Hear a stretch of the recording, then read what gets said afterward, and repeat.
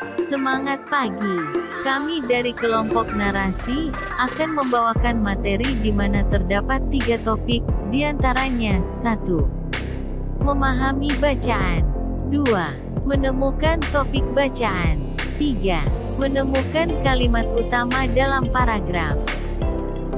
Berikut merupakan anggota dari kelompok narasi.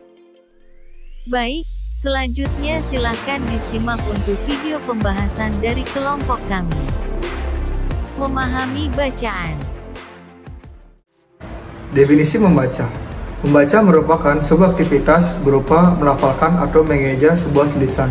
Di dalam KBBI tertulis bahwa ada setidaknya 5 makna dari kata baca atau membaca, yaitu: pertama, melihat serta memahami isi dari apa yang tertulis, bisa dengan melisankan atau hanya dalam hati. Yang kedua, mengeja atau melafalkan apa yang tertulis. Yang ketiga, mengucapkan sesuatu yang tertulis. Yang keempat, memperhitungkan atau memahami di sebuah tulisan atau simbol atau gambar. Cara memahami bacaan. Yang pertama, membaca sekilas. Membaca sekilas dapat membantu kita menemukan ide pokok suatu bacaan pada setiap paragraf. Yang kedua, menandai poin penting. Melakukan hal ini akan memfokuskan kita kepada tulisan-tulisan yang ditandai saja untuk mengingat isi pokok dari suatu bacaan. Yang ketiga, membaca dengan lantang. Membaca lantang adalah cara yang bagus untuk memperlambat diri saat membaca dan memberikan waktu lebih untuk mengelola apa yang telah kita baca. Yang keempat, lakukan pengulangan. Untuk memahami bacaan, perlu mengulang bacaan setidaknya dalam waktu 24 jam supaya hal-hal penting pada bacaan tersebut dapat disimpan dalam memori jangka panjang. Manfaat membaca. Studi menunjukkan bahwa membaca setiap hari dapat mencegah Alzheimer dan demensia. Karena dengan membaca, otak terjaga tetap aktif dan membuatnya tidak mudah kehilangan ingatan. Yang kedua, mengurangi stres. Novel yang ditulis dengan baik dapat membawa pembaca ke alam lain. Sementara sebuah artikel menarik akan mengalihkan perhatian pembaca dari rutinitas yang membosankan. Yang ketiga, menambah pengetahuan. Semua yang Anda baca akan mengisi kepala Anda dengan informasi baru. Dan suatu saat, hal-hal itu akan berguna. Semakin banyak pengetahuan yang Anda miliki, semakin baik menghadapi tantangan yang datang. Menemukan topik bacaan. Apa sih topik bacaan? Topik bisa diartikan sebagai inti utama dari keseluruhan isi teks.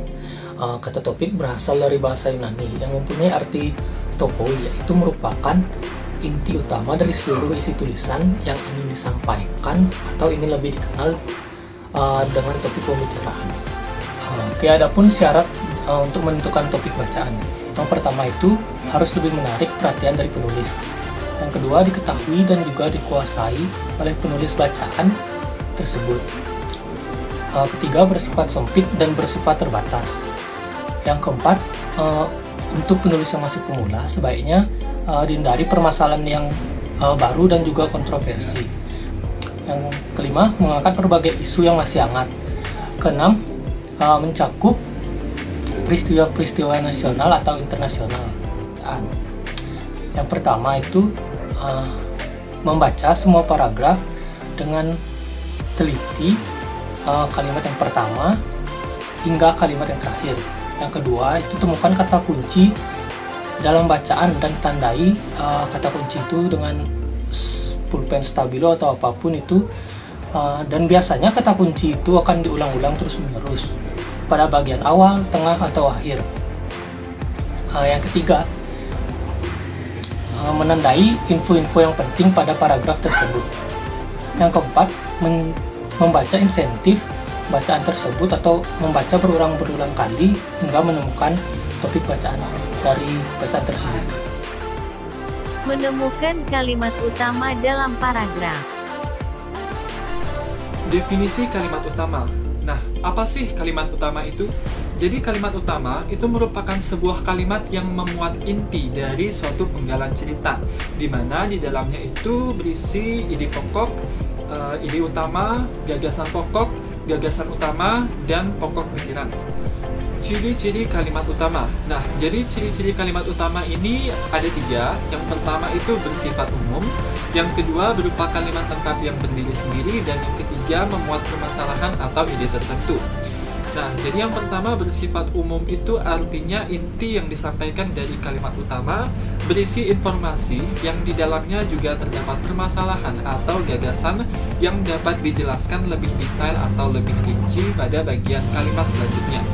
Yang kedua itu berupa kalimat lengkap yang berdiri sendiri. Nah, ini artinya tidak ada kata konjungsi di dalamnya seperti ini, itu, tersebut, dan lain sebagainya.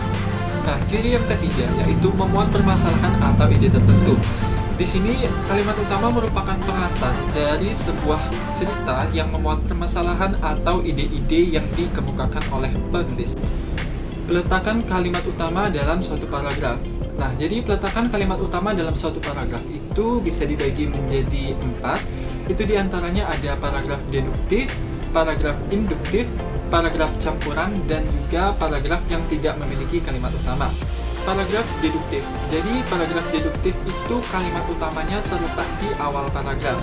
Ciri dari paragraf ini yaitu ada pengulangan kata pada kalimat berikutnya atau penjelas. Nah, selanjutnya yaitu paragraf induktif. Paragraf induktif itu kalimat utamanya terletak di akhir paragraf. Selanjutnya yang ketiga itu ada paragraf campuran. Jadi paragraf campuran itu paragraf yang kalimat utamanya terletak di awal dan di akhir paragraf. Nah, yang terakhir ada pula paragraf yang tidak memiliki kalimat utama. Nah, jadi paragraf yang tidak memiliki kalimat utama itu gagasan utama kalimat dalam paragraf semacam ini tersebar secara seimbang dan merata pada setiap kalimat.